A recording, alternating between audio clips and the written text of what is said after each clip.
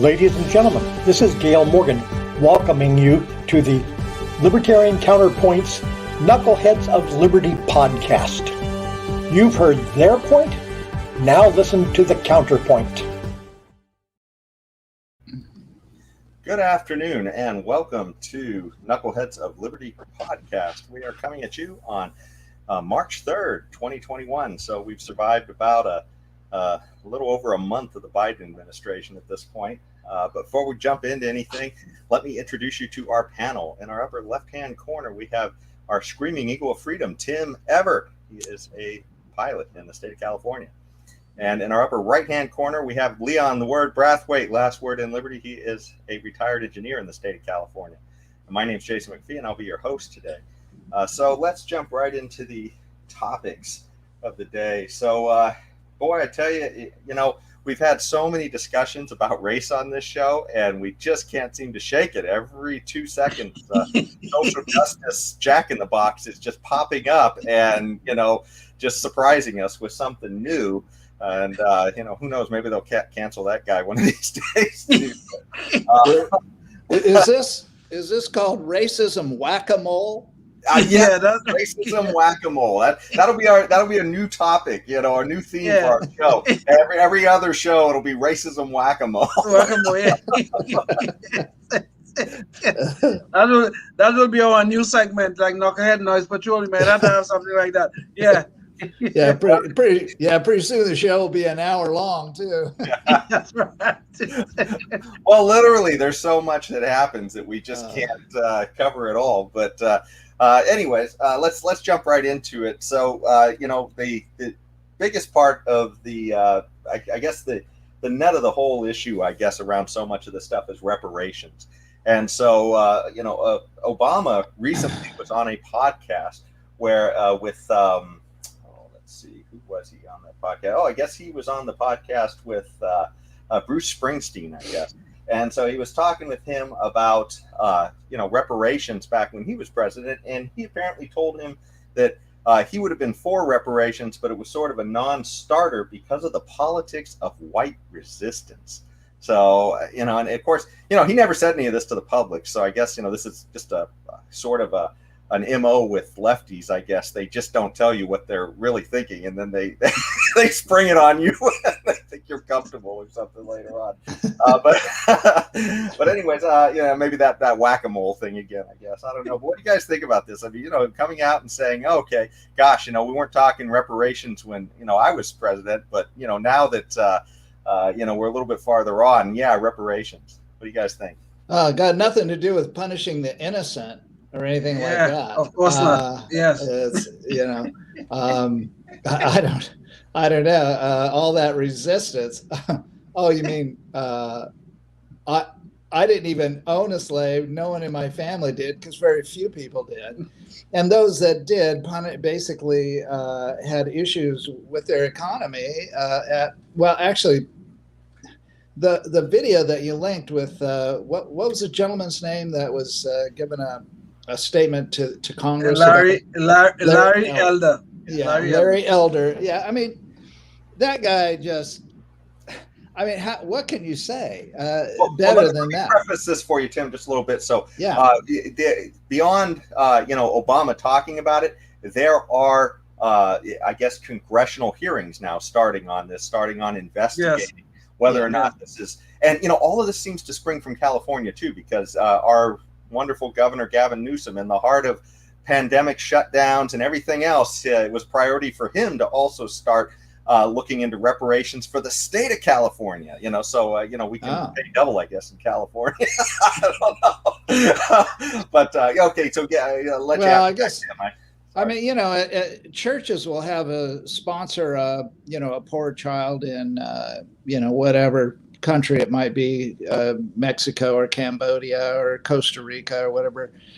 We could have, I suppose, I mean, if they really wanted to, sponsor a black person, it could be multi-millionaire basketball player, maybe, I don't know. But yeah. So how would a black person feel if they were relegated to the same situation as some poor 8-year-old in in Vietnam or you know, you name the country. Yeah, you know, I mean, I don't know. Leon would probably speak to this. This would be the question: would a person of color gladly accept a handout from, you know, basically a transfer payment from the bad old white people to themselves, based on something that happened 200 years ago or so? Speaking for all black people, Leon, here you go. Yeah, there we go. Yeah, I'm going to speak for all black people. Yeah, I wonder who elected me. But the point is, I did.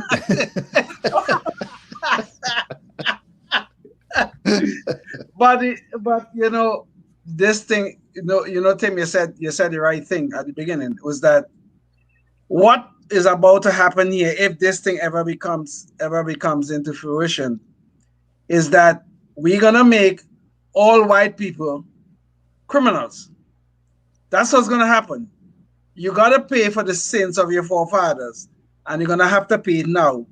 And they're gonna make all of us, people like me, innocent victims of the slave owners who are now dead. And also, I was never a slave. I have slave ancestry, but I was never a slave. I was not, well, I have no connection to American slavery, by the way. But we are now going to become victims. We're going to become victims of slavery. So our ancestors were victimized by actual slavery, and we are now going to become part of that victimization how many generations later? This is what the poison is.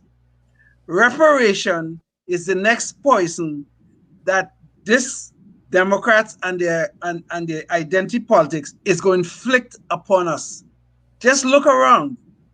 Since 1965, they had the Great Society, this war on poverty. Well, we know the answer. Okay, poverty won. They have spent trillions of dollars. Poverty still won. Now they come up with this new thing that's going to take us to this racial utopia.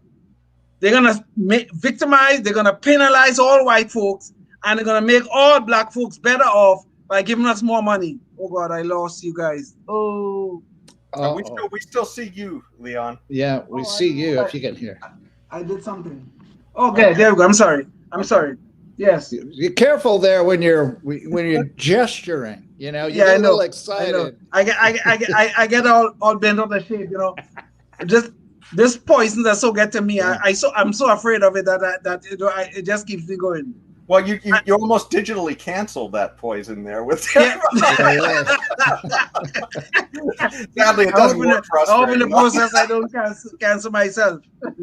And then here comes Obama, our quote-unquote first black president, telling us, you know why he couldn't give us this poison? Because of you white people. You evil white people. You're resisting that which is so good and wonderful. That's why.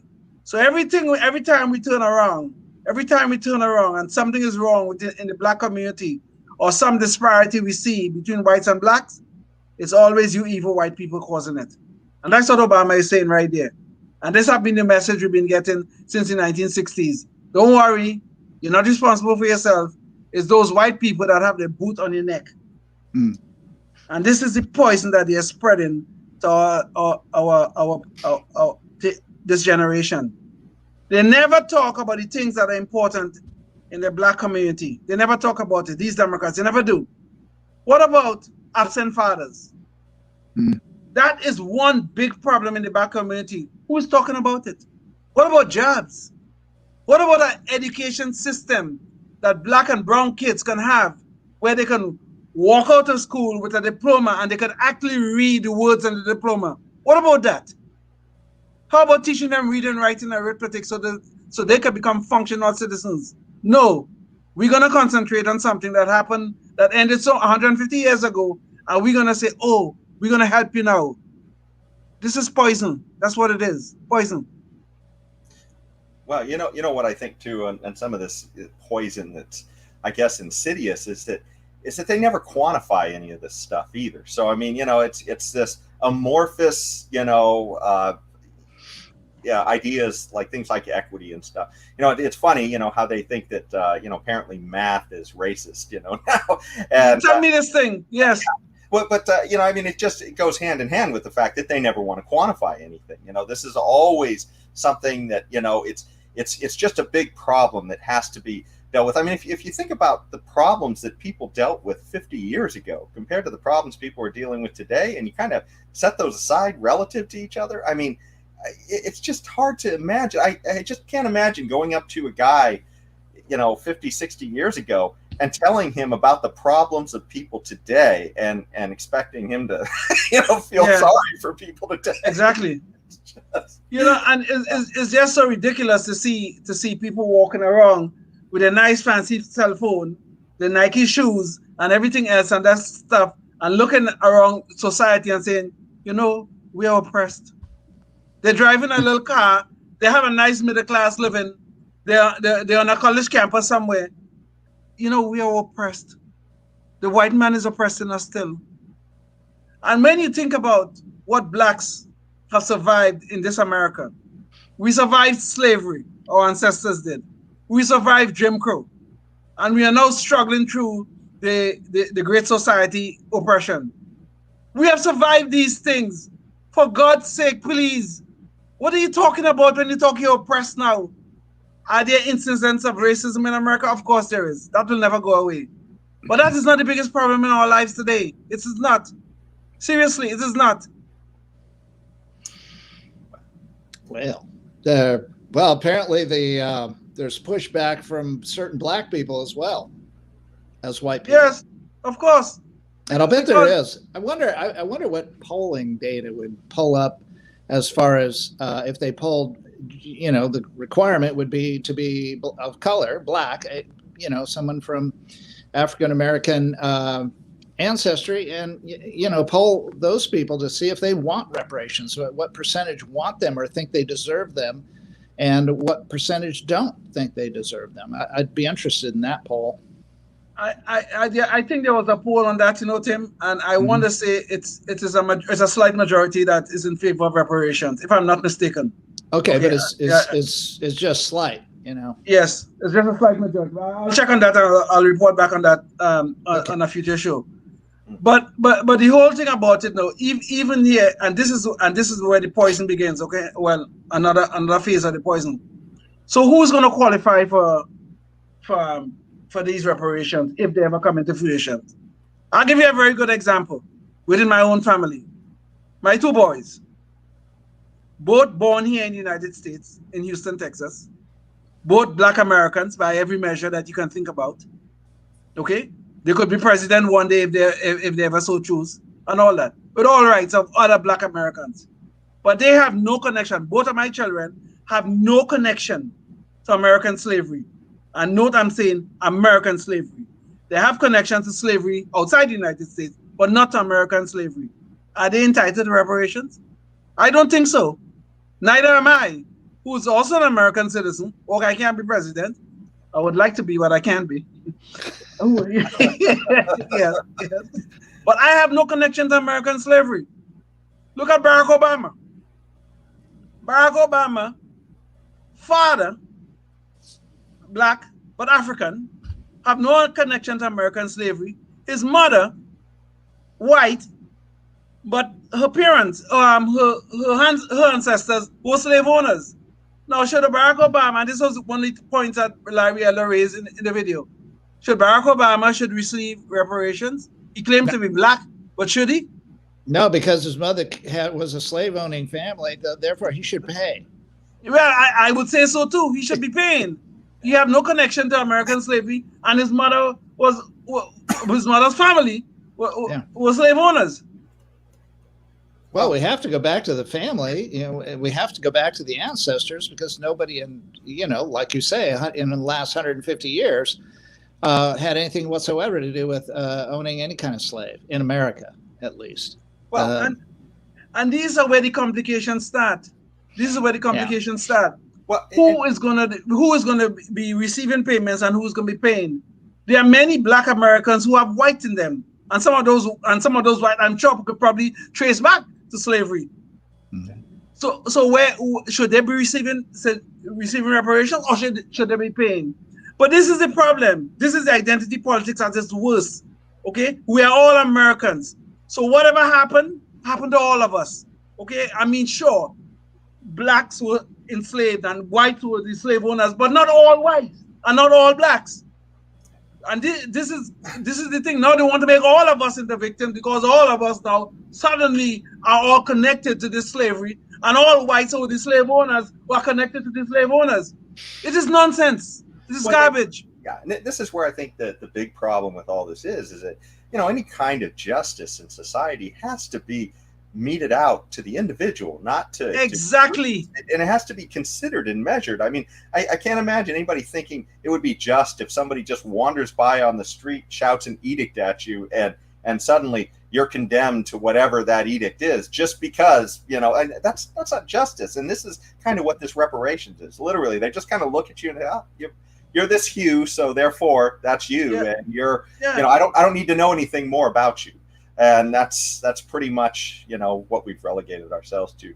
But you know something, Jason, this is an important point, and let's not leave it. Okay, this is a very, very important point.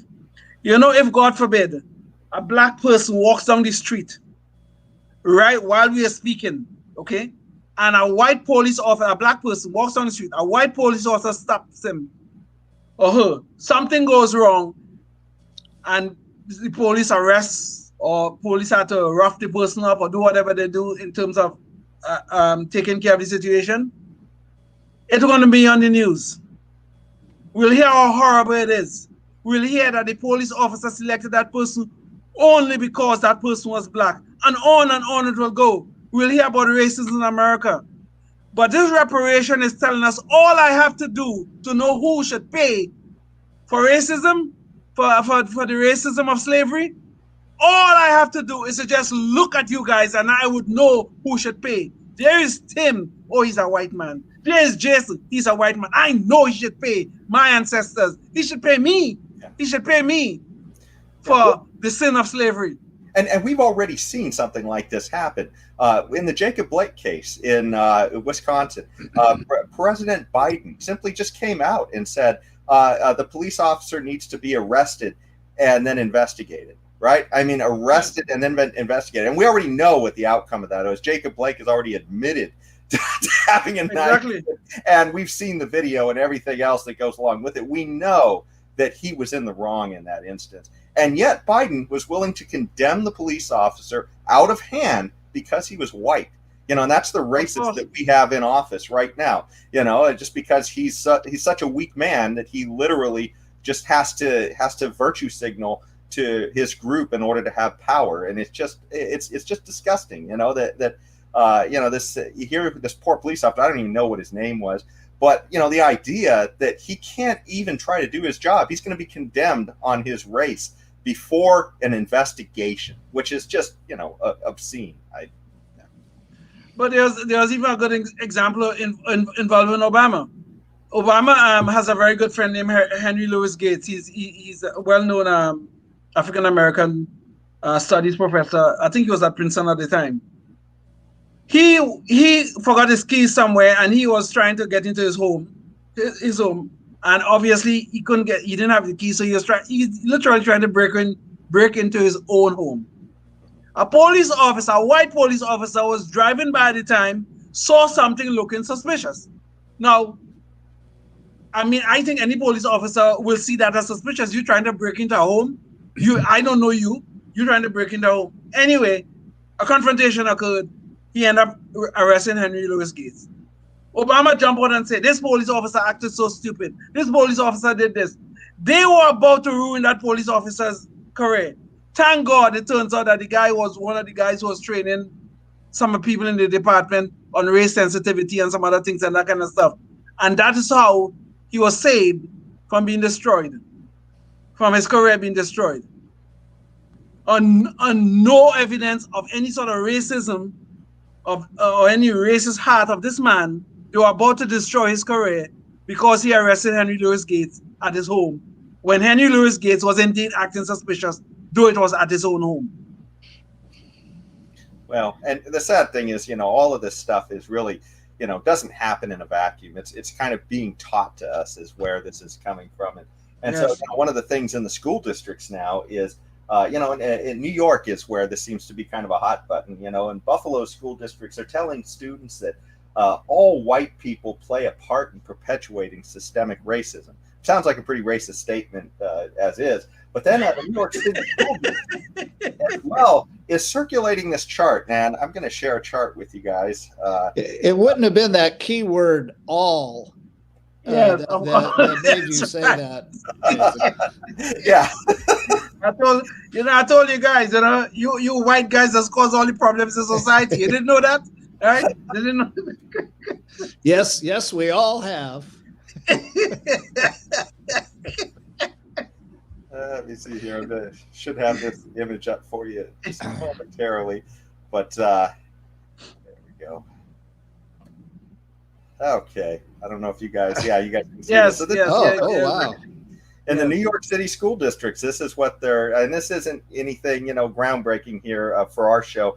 It's been all over. I mean, I think even Bill Maher had it on his show. I mean, this nonsense is even waking up some people on the left, which is just Sure. crazy. Yes. But it's a white identities chart. They're handing out to, I think they handed this to parents of kids in the school district. And, they're probably teaching this in the school to the kids as well. And this is in, I believe, K through 12. And, they're telling people that all white people fall on this chart. So Imagine that. Yeah. Imagine that. I know. What the heck do they mean by white voyeurism? That's supposed to be like white people who sit around, I think, enjoying rap music and sort of virtue signaling, that kind of stuff. Maybe like an Eminem or something. You mean it's like saying when somebody accuses them of racism, they say, "I have a white friend." Yeah, exactly. Yeah. They're white guys acting black, right? Acting black, yeah. Black guys acting white, whatever. It's so stupid. Well, I don't know. I don't know about that, Jason. Only looking at the chart, it looks like it goes from worse in the red zone to the green zone, where so maybe what you're describing is the white traitor, and then finally you get to the white abolitionist. Well, no. So they think that the voyeur isn't good enough because he's not actually turning in other white people, right? So you have to be somebody who's finding the racism and canceling Dr. Seuss or something else. The white traitor or the abolitionist, You're not. Okay. You have to be a good white person to be on the right side of the chart. Yeah. A good white person. Yeah, the bootlicker is actually the abolitionist. That's the one who they have their preferences in flavor and texture of boot. Yeah. They're a boot connoisseur. Yeah. But this is the poison that they're teaching to our children, though. Okay, this is the poison that they're teaching to our children. That we cannot see each other as human beings. We cannot see each other as Americans. We have to see each other as either an enemy or you are something else other than another human being or another American. We can't interact as individuals. We must interact as a black person or as a white person, not as individuals, not as human beings. This is the poison that they are teaching. And to me, these people will not be satisfied until there's some sort of race war here in the United States. Because this is the propaganda that they are poisoning the minds of our children with. Yeah. Well, it's just appalling. And that's our schools today, which aside from the fact that they're not even, they don't even want to open up. But anyways, it is time for our Knucklehead Noise Patrol. And what we have for you. Biden, I'm sorry to say, but I have to say this. Biden want to open the borders and let everybody in, but he don't want to open the schools to educate our children who are here in the United States. Yeah. Well, I'm sorry. Where his values are. He's just kind of a babbling lunatic, that we put into office. But we get to focus on him for our Knucklehead Noise Patrol this time. And, Biden wants us all to know how racially sensitive he is, and canceling Dr. Seuss and supporting all this sensitivity training and everything else.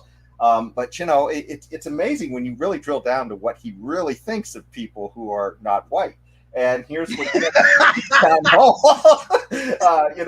when he was interviewed by Anderson Cooper on CNN, and he said, not everybody in the community, in the Hispanic and African American community, particular in rural areas that are distant and or inner city distant, know how to get online to determine how to get in line for that COVID vaccination at the Walgreens or at the particular stores. And sorry if that's all broken up. That's just the way Biden talks normally.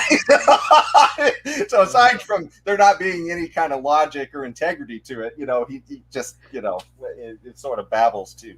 But I mean, how racist? I mean, the guy, remember this is a guy who said about Obama, he's so clean and articulate. Exactly.